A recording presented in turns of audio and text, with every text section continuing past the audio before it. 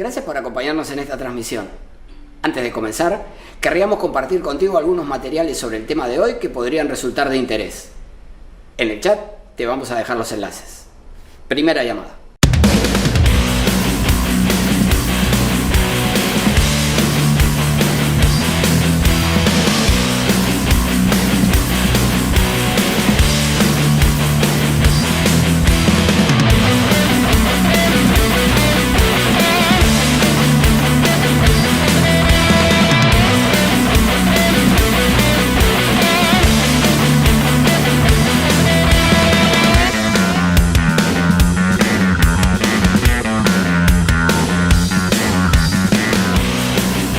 Ya estamos por comenzar la transmisión, pero antes quería pedirte que si te interesan nuestros contenidos, nos sigas en nuestras redes sociales. En el chat vas a encontrar los enlaces. Cuando regreses, estaremos comenzando. Segunda llamada.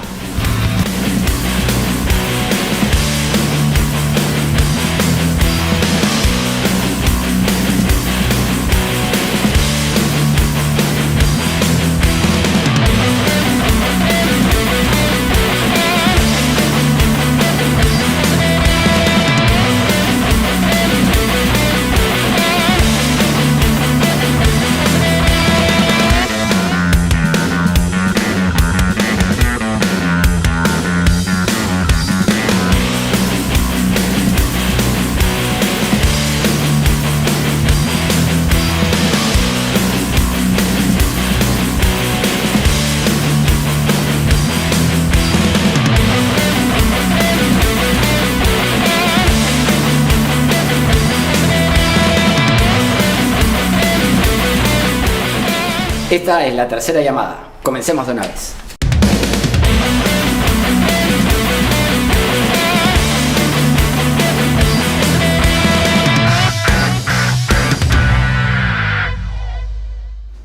Hola, ¿qué tal? Muy buenas tardes, ¿cómo están ustedes? ¿Cómo les va? Comenzamos un nuevo programa de la tercera temporada de El Constitucional, que se sigue transmitiendo como siempre a través de nuestra página de Facebook, omar.sar, por televisión abierta a través de Onda Digital, canal 18.4 en Lima, y a través de la plataforma de LP Pasión por el Derecho, que es una entidad de referencia jurídica y que brinda capacitación a miles de profesionales.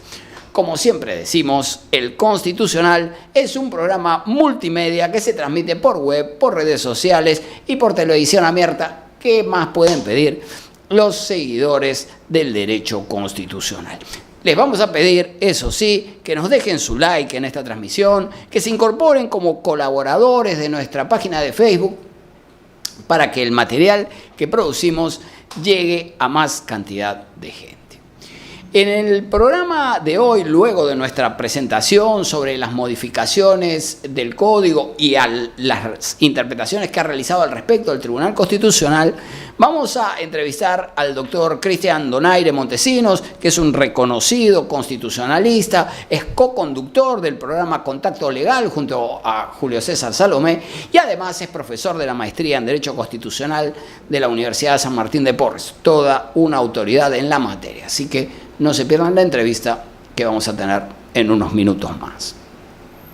Vamos a desarrollar un poco nuestro tema.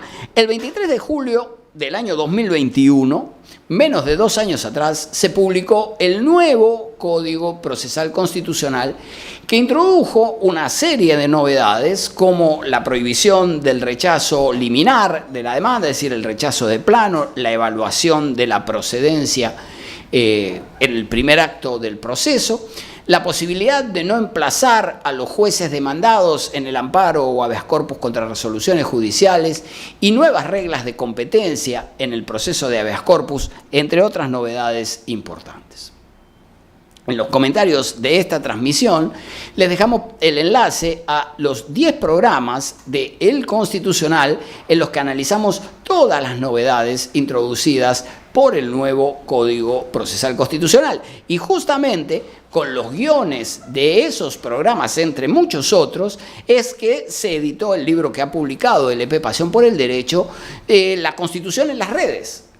Nuestro libro, que contiene los guiones que elaboramos para el desarrollo de este programa, El Constitucional. Así que en los comentarios de esta transmisión pueden encontrar los enlaces a los videos y en la biblioteca de la Facultad de Derecho de la Universidad San Martín de Porres ya pueden encontrar también el libro con los guiones de El Constitucional. El texto del Código Procesal Constitucional fue muy rápidamente sometido a proceso de, una vez que se aprobó, a proceso de inconstitucionalidad, y hace muy poco se ha publicado la sentencia que fija algunos criterios e interpretaciones de esas disposiciones del Código que son muy importantes. El aspecto que probablemente sea el más trascendente es el que se relaciona con el artículo 24 del Código Procesal Constitucional. Pues a partir de la sentencia que ha emitido el tribunal en el expediente 30/2021, y que ya está publicada en su página web y cuyo enlace también hemos compartido en los comentarios, ya no todos los casos que lleguen al Tribunal Constitucional tendrán la vista de la causa en una audiencia pública. A ver, para entender esto, hay que comenzar explicando que la vista de la causa es el momento procesal en que el órgano jurisdiccional lleva a cabo la deliberación o análisis de la controversia, ¿correcto? Todas las causas tienen vista, en el sentido de que son deliberadas para ser resueltas. Ahora bien, el punto es si esa vista en todos los casos se va a llevar a cabo en el contexto de una audiencia pública. El artículo 24, la letra del Código, dice lo siguiente: en el Tribunal Constitucional es obligatoria la vista de la causa en audiencia pública. Es decir, el legislador ha entendido que vista de la causa es sinónimo de audiencia pública. Todas las causas tienen vista, todas las causas tienen que tener audiencia pública, por lo tanto. Y el Código sigue: los abogados tienen derecho a informar oralmente si así lo solicitan. No se puede prohibir ni restringir este derecho en ninguna circunstancia bajo sanción de nulidad. Entonces tenemos tres cosas distintas. Una cosa es la vista de la causa, la deliberación del asunto para ser resuelto. Dos, la audiencia pública, en cuyo contexto aparentemente debe llevarse a cabo la vista de la causa. Y tres, la posibilidad del informe oral. El informe oral solo existirá en la medida en que los abogados lo soliciten.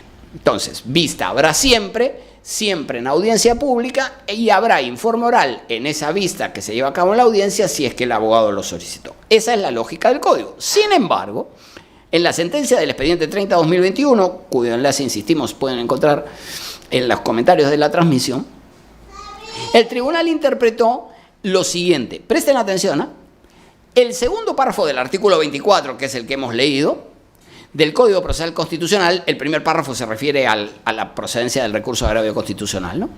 El segundo párrafo del artículo 24 del Código Procesal Constitucional es constitucional, dice el tribunal, siempre que se entienda que la convocatoria de vista de la causa en audiencia pública y el ejercicio de la defensa pueden hacerse de forma oral cuando corresponda expedir un pronunciamiento sobre el fondo del asunto y en aquellos casos en los que el Pleno lo considere indispensable.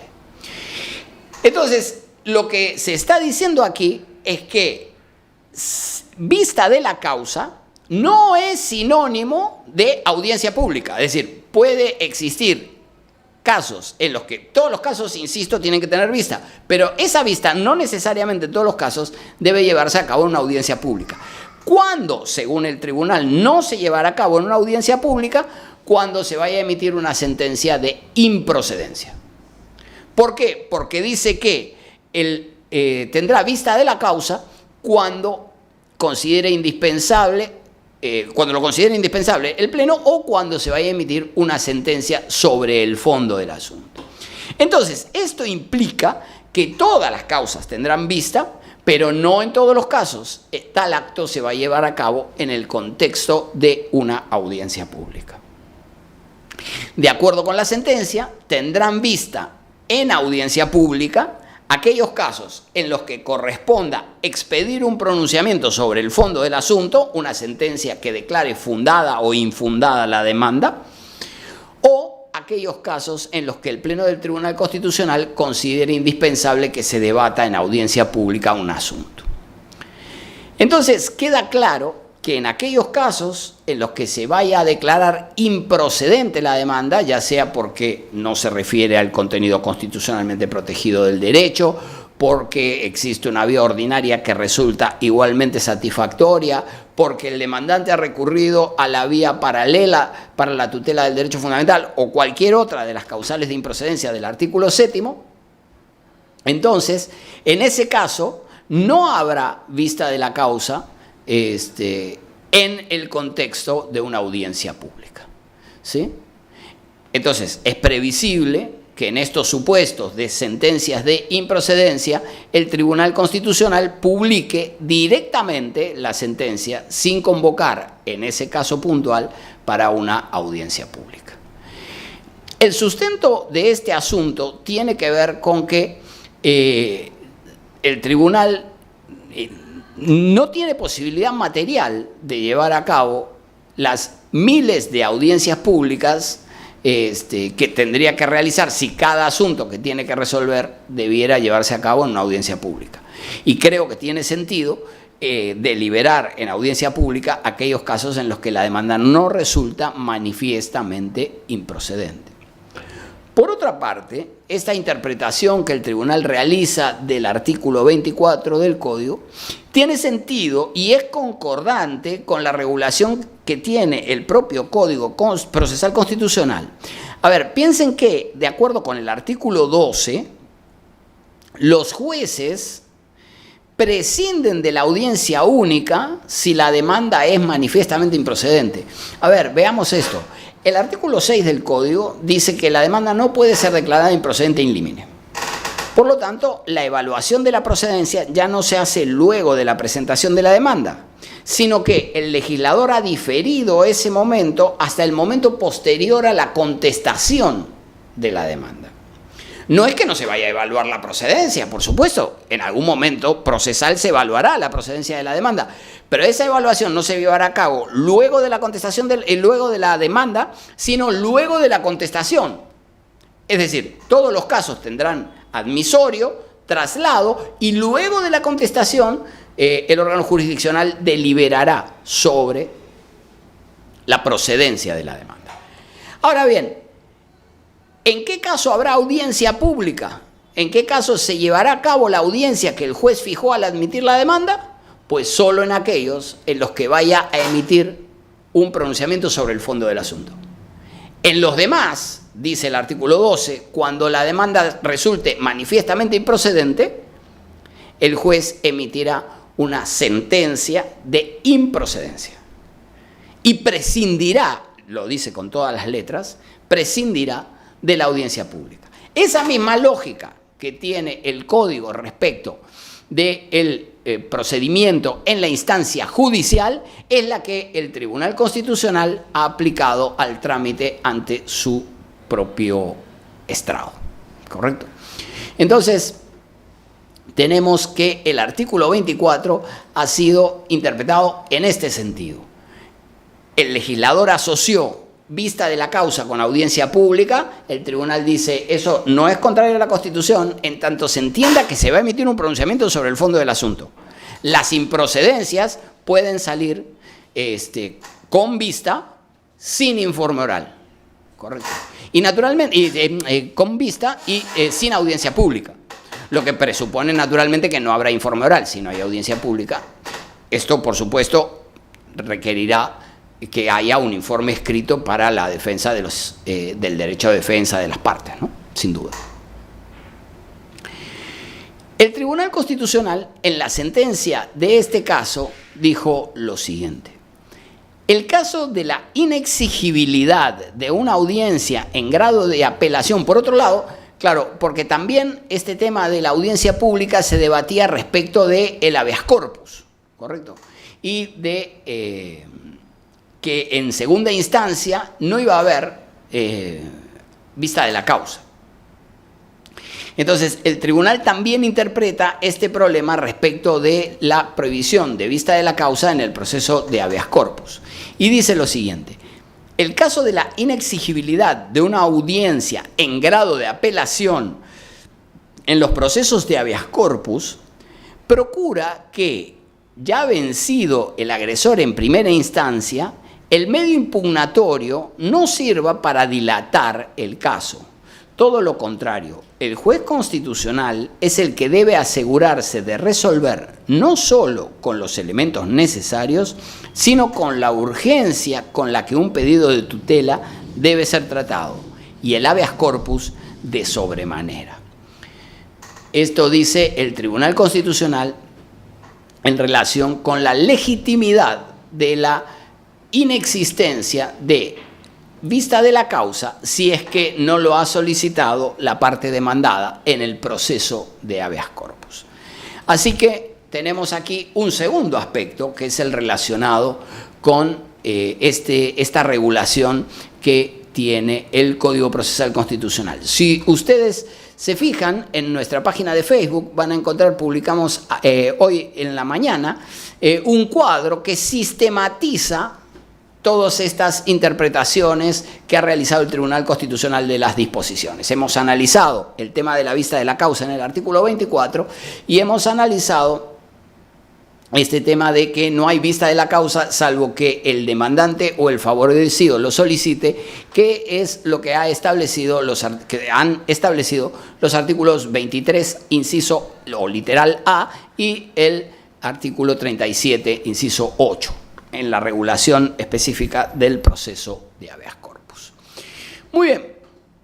Por otra parte, en el expediente que estamos analizando, en la sentencia del expediente 30/2021, donde el tribunal analizó las disposiciones, la constitucionalidad de las disposiciones del nuevo Código Procesal Constitucional, se discutió también la conformidad con la Constitución del artículo 5 del Código Procesal Constitucional, cuyo segundo párrafo dice lo siguiente: en los procesos constitucionales contra resolución judicial no se notifica ni se emplaza con la demanda a los jueces o magistrados del Poder Judicial. El problema que pretende enfrentar el legislador, evidentemente, es el de la demora que supone tener que localizar a los jueces demandados, particularmente si cambiaron de órgano judicial o, peor aún, si ya no se encuentran en el Poder Judicial. Miren, esto yo lo conozco, ha sido parte de mi propia experiencia. Yo tengo muchos años de funcionario público, soy asesor jurisdiccional del Tribunal Constitucional, pero he sido durante 15 años abogado litigante y muchos de los casos fueron de amparos contra resoluciones judiciales. Y era un verdadero problema localizar el paradero de los magistrados si es que habían cambiado de órgano jurisdiccional, y ni hablar si habían salido del Poder Judicial y había que echarse a buscarlos a la calle. Era verdaderamente muy problemático localizarlos. El tribunal dice que la disposición no proscribe la posibilidad de que los magistrados intervengan en el proceso. El punto es si el demandante tiene que notificarlos necesariamente. De acuerdo con el nuevo código, no es indispensable esta notificación. Lo que pretende es que se resuelvan oportunamente los procesos constitucionales. Pero sin embargo, el tribunal no se limita a decir, bueno, finalmente pueden intervenir, pero no es obligatorio notificarlos.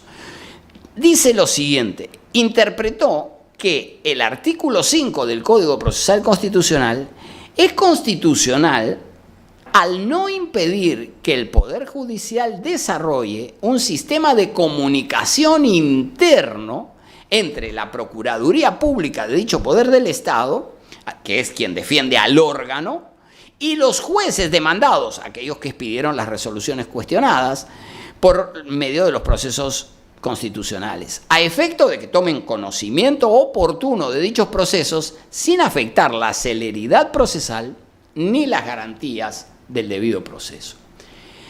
Aquí hay una entrelínea que surge de la interpretación que hace el tribunal. Lo que dice es, ok, no, que el demandante no tenga obligación de notificarlo, no quiere decir que el Poder Judicial no deba ponerles en conocimiento a sus magistrados o ex magistrados de la presentación de la demanda que se dirige contra la institución y también contra quienes expidieron las resoluciones. En buena cuenta, en este caso, a partir de la disposición del Código y especialmente a partir de la sentencia del Tribunal Constitucional que interpreta este artículo 5 del Código Procesal Constitucional, se produce un corrimiento sobre quién pesa el deber de poner en conocimiento de los magistrados que emitieron la resolución.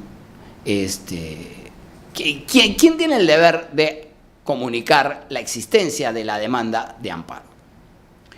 Y el tribunal, en buena cuenta, dice, no es inconstitucional que no deba hacerlo el demandante y la ley no prohíbe que lo haga el demandado, que lo haga el Poder Judicial a través de la Procuraduría de la institución.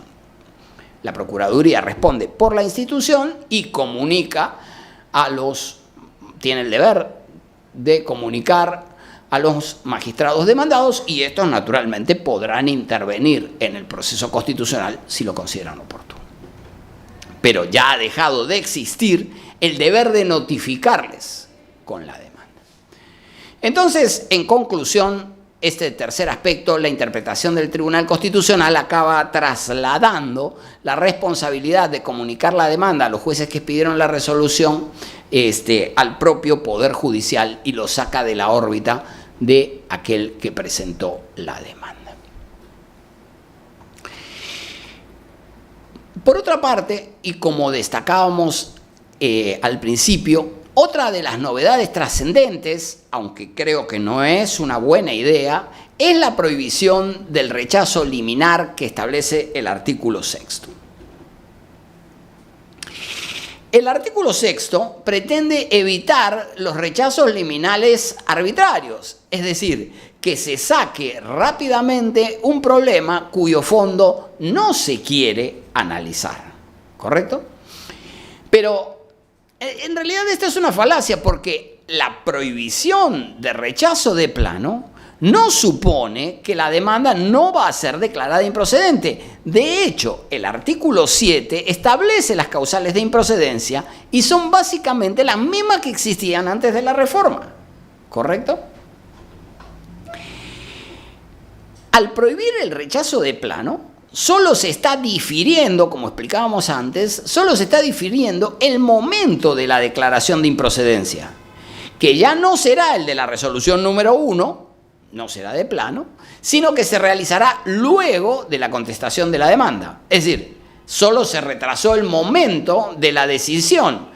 Si existía una intención de deshacerse por la rápida vía de declarar que no existe una referencia directa al contenido constitucionalmente protegido de un derecho fundamental, eso que se hacía en el auto número 1, pues hoy se hará en el auto número 5, número 6 o el número que corresponda, pero lo cierto es que eventualmente se puede seguir haciendo. Así que solo se retrasa el momento de la decisión, pero no se modificaron las condiciones del rechazo. Las causales de improcedencia siguen estando, que antes estaban en el artículo 5, ahora siguen estando en el artículo 7 y son prácticamente las mismas, al menos las más importantes. Me refiero a la del 7.1, la referencia al contenido constitucionalmente protegido, y la del 7.2, referida a la residualidad.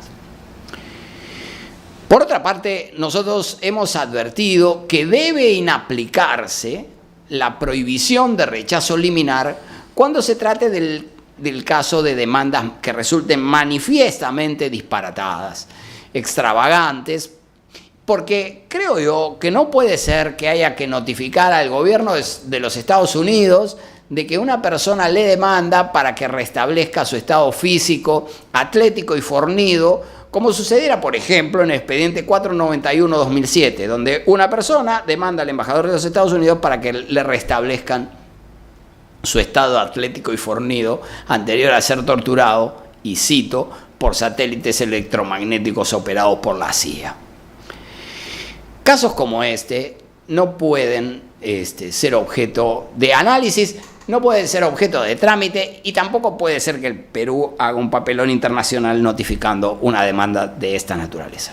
En los comentarios les dejamos el enlace a ese trabajo que publicamos en la revista Gaceta Constitucional como parte de las tareas de investigación del Centro de Estudios de Derecho Procesal Constitucional de la Universidad de San Martín de Porres, en el que trabajamos.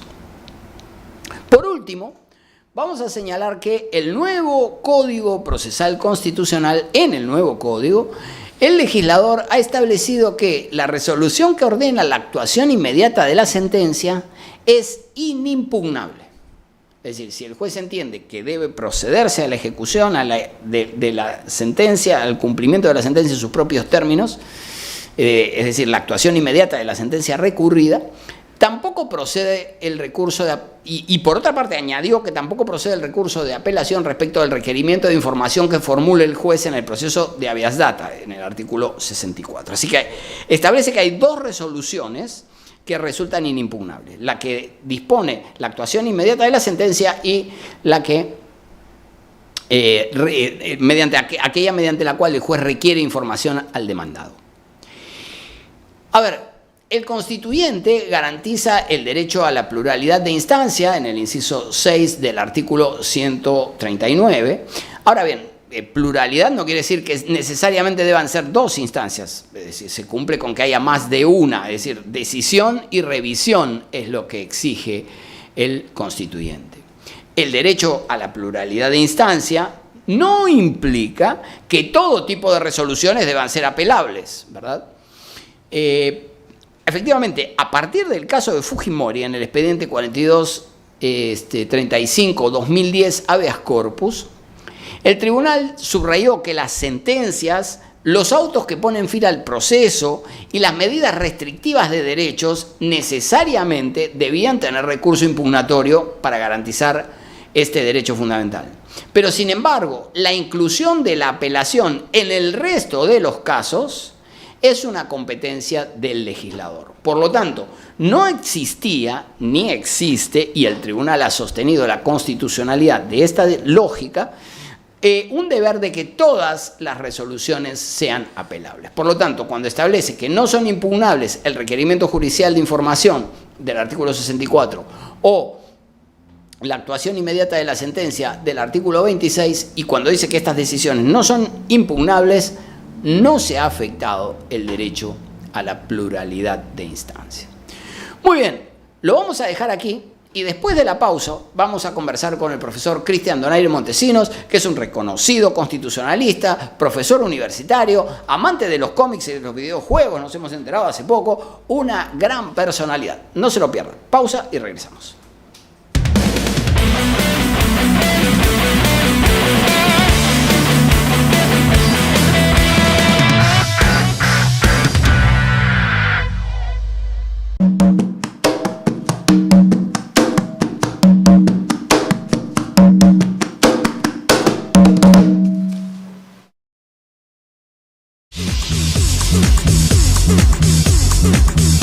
Soy Marcos Ibaceta y todos los lunes vamos con Sentido Común a partir de las 6 de la tarde por Onda Digital Perú.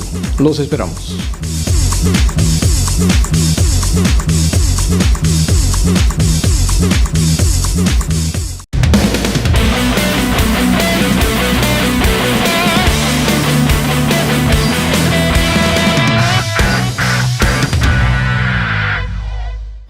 Muchas gracias por seguir acompañándonos. Vamos a conversar ahora con el doctor Cristian Donaire Montesinos, que es un reconocido constitucionalista, co-conductor del programa Contacto Legal, que conduce junto a Julio César Salomé, profesor de la Maestría de Derecho Constitucional en la Universidad de San Martín de Porres, una verdadera autoridad. Doctor Donaire, le damos la bienvenida al Constitucional, le agradecemos por compartir sus opiniones con nosotros. ¿Qué tal? ¿Cómo está usted? Bien, querido Omar, de hecho agradecerte como siempre tan generoso en la presentación. Preferiría partir de que soy amante de los cómics y los videojuegos y después las credenciales académicas, porque es algo que muy poca gente conoce, pero gracias por el gesto, además de considerarme para este importante tema, ¿no? Un poco técnico, pero vamos a tratar de plantearlo en fácil para que todo tu público nos pueda entender. Claro que sí.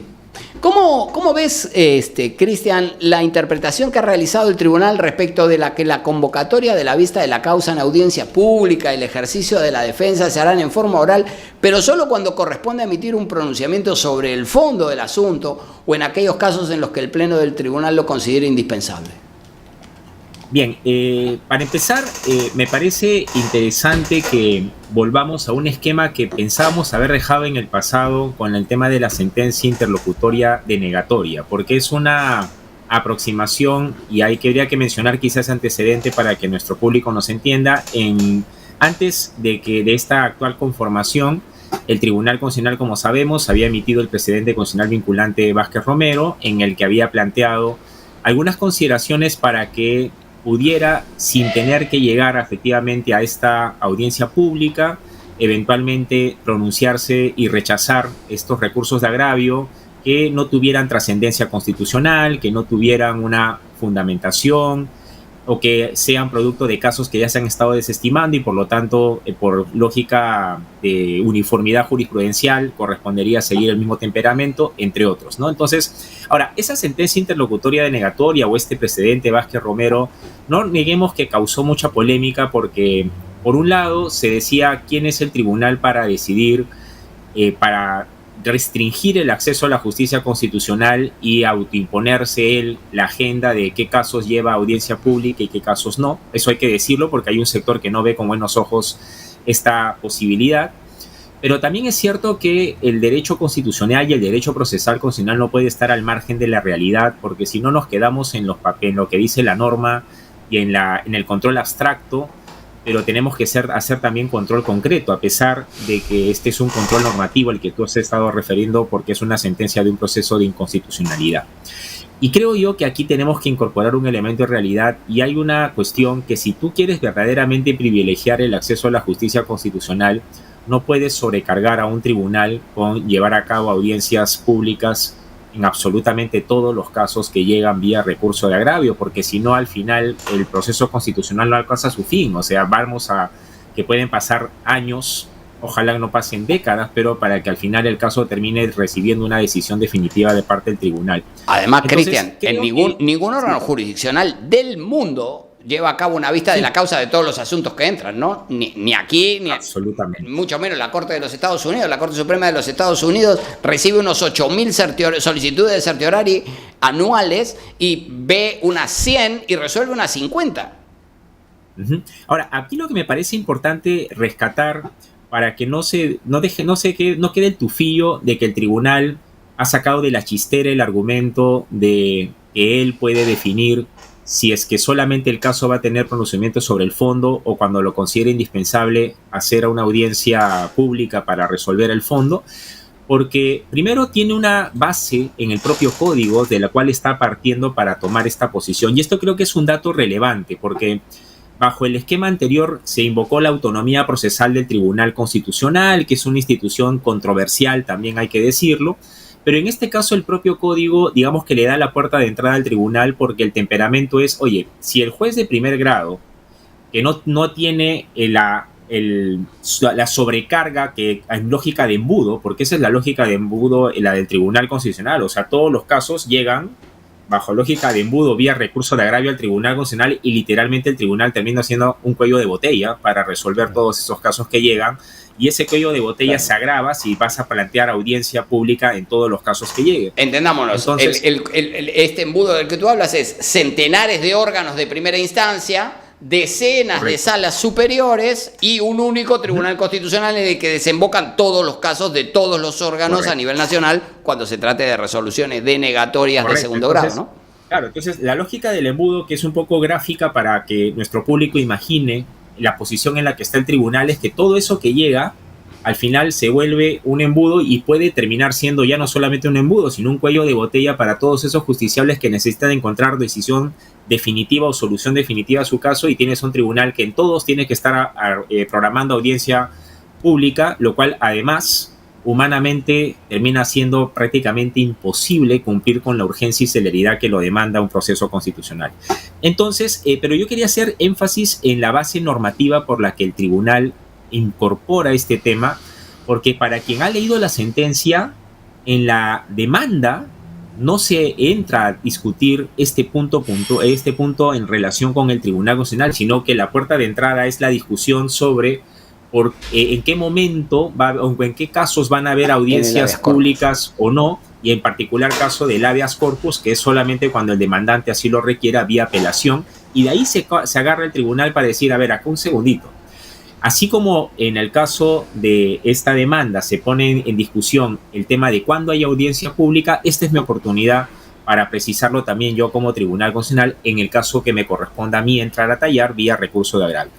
Y solamente para terminar y pasar a los siguientes temas, porque yo sé que el tiempo es corto, yo creo que aquí la base normativa es interesante porque la analogía que hace el tribunal es casi es común el argumento de con mayor razón, bajo la integración jurídica, ¿no? Porque claro, no tienes una disposición que precise esto con absoluta claridad, entonces lo que hace el tribunal es, oye, si al juez le estás facultando a que solamente lleve a cabo audiencia única, si es que considera, luego de recibir la contestación de la demanda, o si es que el demandante lo requiere en el caso del habeas corpus, yo tribunal, si sigo el mismo razonamiento, efectivamente, si voy a tomar decisión sobre el fondo, entiendo que puede ser pertinente la audiencia pública, y que además los abogados realicen el informe oral si se considera también como parte de ello, y finalmente, cuando lo considere indispensable. Y para terminar, esto de cuando se considera indispensable puede quedar un poco en la nebulosa, como se dice, que es un poco de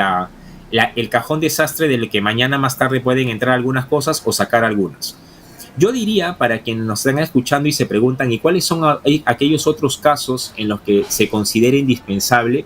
Yo me pongo a pensar que hay algunas causales de improcedencia que pueden justificar incluso una evaluación un poco más a fondo de lo estrictamente formal. Tú bien mencionabas el tema del contenido constitucionalmente protegido del derecho o de la vía procedimental específica igualmente satisfactoria, que en principio son evaluaciones formales, pero algunas pueden requerir una evaluación de fondo. Por ejemplo, la tutela de urgencia o el riesgo de sufrir un daño irreparable a veces requiere meterte un poco más a fondo al caso para dar cuenta de la gravedad de la situación y por qué se hace pertinente eventualmente la vía procesal constitucional. Entonces, quizá por ese tipo de situaciones es que se ha planteado esta cláusula abierta, digamos, a modo de colofón, de otros casos en cuanto se considere indispensable. Y por otra parte, la dudosa adscripción, la duda en relación con la continuación o no del proceso, tienes un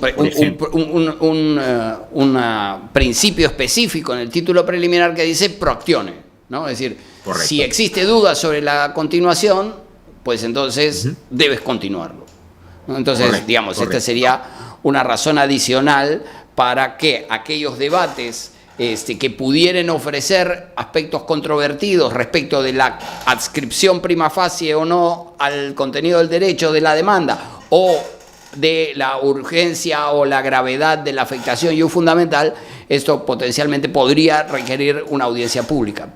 Y no solamente eso, sino que va, en lo que bien mencionas, o está subyacente a la sentencia, porque si uno revisa la sentencia, permanentemente el tribunal se apoya en la lógica de que el proceso constitucional lo inicia quien está padeciendo una violación a su derecho fundamental y consecuentemente esa víctima o el demandante requiere una protección urgente, y estas reglas que nos pueden generar quizá, no sé, pues algún tipo de resistencia, como por ejemplo que solamente el demandante pueda requerir audiencia pública vía apelación en un habeas corpus, pero es porque no está en la misma posición que el demandado. O sea, el daño lo está padeciendo el demandante y el que está especialmente interesado en que esto se resuelva pronto es él, más que probablemente el demandado. Y esto conlleva a entender otras reglas o condiciones que muy bien has comentado en la parte introductoria, ¿no? Como esto que mencionaba de que solamente el demandante, si así lo requiere, habrá audiencia pública vía apelación, ¿no? Creo que van en esa misma línea, ¿no? Incluso lo de la actuación de la sentencia impugnada, que a mí eso sí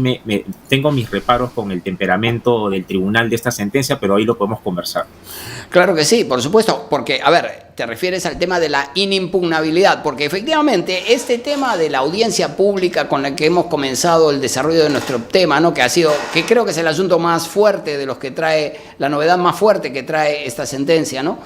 Esta interpretación que va a conducir a separar este binomio audiencia pública vista de la causa, ¿no? Es decir, no necesariamente toda vista de la causa se llevará a cabo necesariamente en el contexto de una audiencia pública. Entonces el tribunal dice, bueno, esto va a suceder, este binomio va a funcionar, pero solo cuando haya pronunciamiento sobre el fondo o en estos casos que requieran análisis. Por otro lado, también se aparta de Vázquez Romero en cuanto que no se resuelve con una sentencia interlocutoria, sino con una sentencia de improcedencia, como hace el juez de primera instancia, cuyo procedimiento narrabas tú con corrección, ¿no? Sí, no, de hecho, por eso decía que ahí hay un matiz importante que hay que anotar en contraste con Vázquez Romero, que aquí sí tienes no solamente una base normativa de la cual está partiendo el código para hacer una analogía entre lo que es su rol como última instancia en el proceso constitucional y esa primera instancia o ese primer nivel que ocurre en sede judicial, sino que además está utilizando el mismo razonamiento, o sea, no solamente la base normativa, sino la misma lógica, que es simplemente declarar la improcedencia. Y creo que es un resultado o una interpretación bastante razonable. Yo sé que hay sectores que no lo han visto con buenos ojos, o incluso algunos malinterpretan y dicen que el tribunal no quiere trabajar y quiere rechazar las demandas, pero es que no va por ahí, ¿no? Sino que si uno conoce la realidad del tribunal y esta lógica de embudo que le he tratado de explicar para que sea más gráfica para quienes nos están escuchando, si no tienes esto, literalmente la tutela de urgencia no va a llegar, ¿no?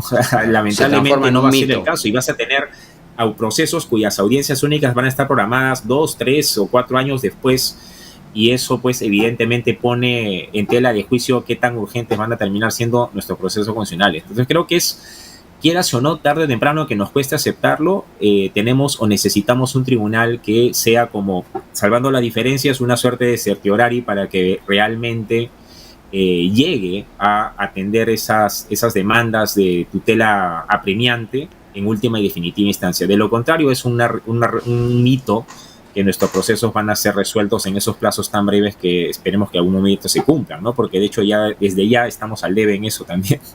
Cristian, tú ponías sobre el tapete este tema del certiorari. El punto es que el Tribunal Constitucional, de acuerdo con el inciso segundo del artículo 202 de la Constitución, conoce en instancia. Entonces, no estoy muy seguro de que el tribunal pueda construir un certiorari al estilo norteamericano y solo decidir sobre qué caso se va a pronunciar. No puede, ¿no? O sea, de hecho que no puede, pero por lo menos con esta salida de lo que hemos estado comentando, algo servirá para que no estemos con un tribunal sobrecargado y que termine siendo el cuello de botella para la solución urgente que se requiere vía proceso constitucional. En algún momento, incluso hasta la propia Corte Suprema también deslizó la posibilidad de erigirse como una Corte Suprema norteamericana con certiorari, pero sabemos perfectamente que eso requeriría reforma constitucional y demás, así que queda solamente en a pleno de las ideas, ¿no? Pero por lo menos con esto algo sumará a que el tribunal cumpla su rol de manera oportuna, ¿no? Porque en muchos casos a veces no llega a tiempo, ¿no? Claro. Tú planteabas tu discrepancia respecto de la... de la actuación de la sentencia. Sí, el tema de la actuación inmediata y que no existe la inimpugnabilidad de la decisión judicial de actuación inmediata de la sentencia. Sí, o sea, no es tanto como discrepancia, pero sí debo dejar sentada mi preocupación. ¿Por qué? A ver, para que el público nos entienda rápidamente, es que yo como demandante, si gano en primera instancia, para evitar que durante la apelación, que es altamente probable que presente el demandado, mi daño se torne irreparable, el juez de primer grado puede considerar pertinente ejecutar inmediatamente su sentencia, pese a que aún se está discutiendo el fondo del asunto en un recurso de apelación, ¿no? Acá mi reparo es porque la decisión o el temperamento del tribunal es, confiamos en que los jueces evalúen adecuadamente los límites de la institución, porque uno de los límites claros es, por ejemplo, la irreversibilidad. Como quiera que todavía se está por definir de manera categórica o absoluta el fondo del asunto, de hecho hay una apelación pendiente de atención, el riesgo es que cuando se ejecute la sentencia de primer grado se genere una situación que luego no se pueda retrotraer, lo cual desde la perspectiva del demandado pues es, ya para qué sigo discutiendo la apelación si ya me fregaste, como se dice coloquialmente, claro, ¿no? Entonces, pero el caso contrario tiene también su riesgo por otra parte. Sí. ¿Por qué? Si tú apelas el auto que declara la actuación inmediata, vas a tener dos apelaciones en la sala, ¿correcto? Y la que entró primero que es lo más probable que salga primero, la que entró primero es la del fondo del asunto. Entonces, se va a resolver primero el fondo del asunto y después ya sabrá Dios en qué quedará la actuación inmediata. Claro. Ahí yo plantearía precisamente que si se va a hacer ejercicio de la actuación de la sentencia impugnada, se tendría que priorizar la otra y no, o sea, digamos, la apelación de la decisión que ordena, Claro, porque ¿sabes cuál es el agravante? O resolverse Porque todo ¿sabes junto. cuál es el agravante? ¿Cómo? O resolverse todo junto.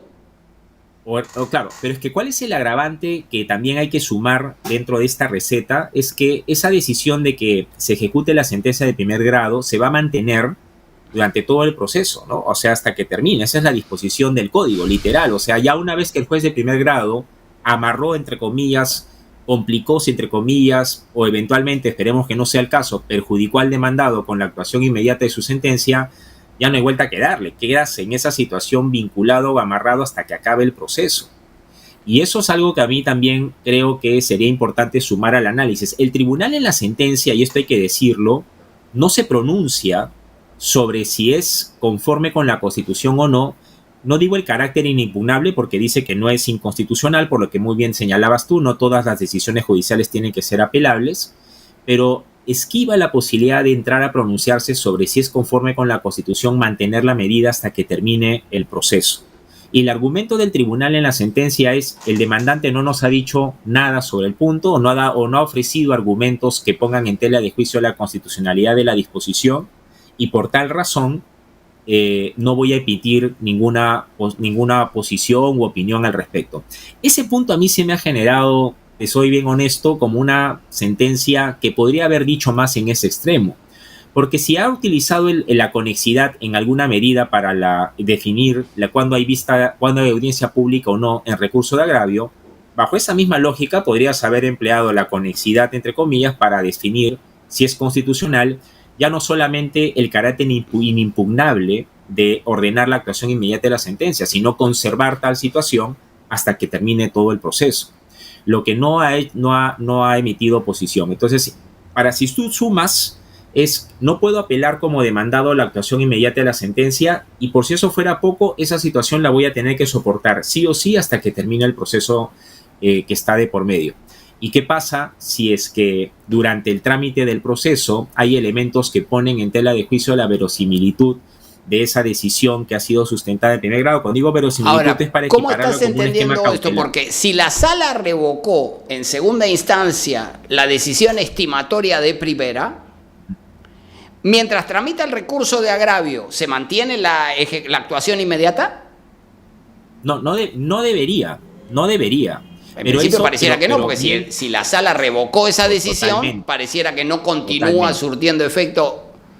Yo por eso, a eso es a lo que voy. Sí hubiera sido muy importante que se precisara ese extremo para solventar o dejar en claro que si es carácter inimpugnable es porque esa decisión de segundo grado va, como en una cautelar, entre comillas, va a terminar afectando esa medida, porque además hay que decirlo, es una medida provisoria, no es una medida definitiva, y como tal está sujeta a cambios. Y por eso no es ejecución, no es ejecución de la sentencia, es actuación inmediata de lo que está decidido en primera instancia y que está discutiéndose en apelación. Correcto. Entonces, en ese extremo sí hubiera sido yo, particularmente, como lo ha hecho en varias partes de la sentencia, que casi, como se dice coloquialmente, es un poquito bastante bien explicado, para que quien no conoce el tema entienda las instituciones, sí hubiera sido recomendable que se precisara ese elemento, porque claro, ¿cuál es la sensación que queda al demandado? Que no solamente no puedo impugnar la actuación inmediata de la sentencia, con lo cual tengo que soportar la decisión del juez de primer nivel, y la gran pregunta es: ¿hasta qué punto eso me va a terminar atando durante el trámite del proceso? Y sí es importante, menos mal lo estamos haciendo aquí, de aclarar este cambio que podría tener lugar producto de la sentencia de segundo grado. De lo contrario, te queda el tufillo de, oye, como el demandante pierde en segundo grado, le rechazan, le revocan recurso de agravio, y entonces uno dice: oye, a ver, un segundito, yo demandado sigo vinculado hasta que termine el recurso de agravio, entonces, y no debería, pues, no, ese es el temperamento, esa es la lógica, es lo coherente. Sí, claro. Pero la sentencia lo podría haber sido bastante más clara en ese extremo, ¿no? Correcto. Otro tema que ha producido el código, ha producido una de las novedades muy importantes respecto de la que yo plantea mi desconfianza, me gustaría saber su punto de vista, es sobre el rechazo, la prohibición del rechazo liminar. ¿Resuelve el problema? Porque, digamos, lo que piensa el legislador es, hay mucha velocidad para sacarse casos de encima. Esto no se refiere al contenido constitucional, a otra cosa. Pero prohibir el rechazo liminar, ¿resuelve el problema de la falta de estudio de los casos? A ver, yo desde un inicio, y cada quien es dueño de su silencio y esclavo de lo que escribe, yo estuve en contra de prohibir el rechazo liminar. Porque creo que la prohibición del rechazo liminar sí contribuye a que hayan ciertos casos que por su propia, pues como tú ponías algunos ejemplos, y de hecho en la sentencia se ponen el tema del proceso constitucional a favor de un roedor, para que quede claro que hay casos en los que ni siquiera justifica correr traslado al demandado, sin perjuicio que además hay que tener en cuenta, y esto puede parecer un argumento banal, pero estar corriendo traslado al demandado de procesos constitucionales que no tienen mayor sentido, pensemos en el costo también del demandado, que a veces un demandado que no es abogado, le llega una demanda y le notifica si tiene que incurrir en el costo de contratar un abogado para contestar algo por lo más absurdo. Y esto se magnifica en el caso de los órganos del Estado, porque antes las municipalidades y sobre todo el Poder Judicial contestaban las demandas que se admitían, que eran un 10%. Hoy contesta todo.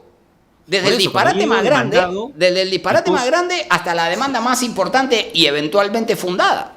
Por eso, cuando yo digo demandado es sector público y sector privado, y cuando hablo de costo es no solamente económico de los abogados, sino el tiempo y todo lo que puede significar estar respondiendo cuanto asunto llegue, ¿no? Entonces, ahora, a mí, te soy honesto, mi querido Omar, no considero que sea inconstitucional prohibir el rechazo liminar, no lo considero que sea inconstitucional. Creo que es una medida que, de acuerdo con nuestra realidad, una vez más, porque hay cosas que en el papel te aguanta todo, pero luego vas a cómo funcionan las cosas y te das cuenta que sin rechazo liminar esto puede ser insostenible, y ya lo está haciendo o lo estaba haciendo. Esperemos que después de la sentencia veremos cuál es el efecto, porque habría que hacer el estudio si es que efectivamente va a tener este efecto descarga. Pero lo otro es que hay una cláusula que quizá ha pasado un poquito desapercibida, pero si revisamos el fundamento jurídico 80, que es un poco lo que tú decías entre líneas, el fundamento jurídico 80 deja entreabierta la puerta para que pueda haber igual rechazo liminar, inclusive sin entrar a correr traslado de la demanda al demandado, O sea, literalmente el fundamento jurídico 80 te dice, salvo que hayan casos que sean manifiestamente improcedentes, exagerados, extravagantes, en fin. Acá el tema es, veremos si es que eso que según los términos del tribunal pareciera ser la excepción, no se vaya a terminar convirtiendo en la regla, ¿no? Porque ese es otro tema, ¿no? ¿Cómo determinas, cómo defines una demanda manifiestamente improcedente, extravagante o carente de cualquier tipo de sentido, y no vaya a ser que esa cláusula del artículo 80, y no lo digo en peyorativo, sino simplemente hacer la advertencia de que se ha dejado entreabierta esa puerta, y veremos si es que esa puerta que está entreabierta termina siendo la puerta que se abre por completo y que seguimos o volvemos al esquema en el que el rechazo liminar se comienza a usar con bastante más frecuencia. Que yo no digo que esté mal, siempre que obviamente se trate de casos como los que se han mencionado, que no resisten el más mínimo análisis, ¿no? Claro.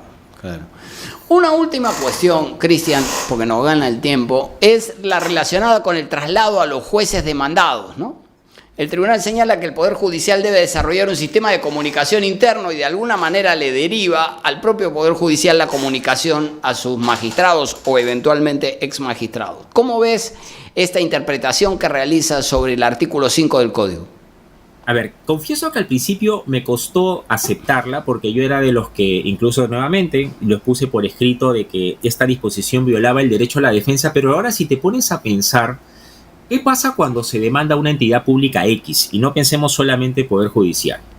La demanda llega a Procuraduría, y Procuraduría, con quienes hemos trabajado en el Estado lo sabemos, pide información a los órganos o entidades que son los que han tenido en sede interna el trámite del caso, para que con esos insumos argumente y elabore la defensa de la institución. Entonces, y cuando por eso vi el tema, yo dije, a ver, un segundito, esto no es como, por ejemplo, yo trabajaba en el Ministerio de la Producción y trabajaba en el viceministerio, y no es que el viceministro tenía que elaborar su escrito de defensa e involucrarse y ser notificado, sino que la Procuraduría le decía, nos han planteado un proceso contra tal resolución viceministerial y teníamos que nosotros alimentar a la Procuraduría con todos los argumentos necesarios y evidencias de la defensa para que haga su trabajo.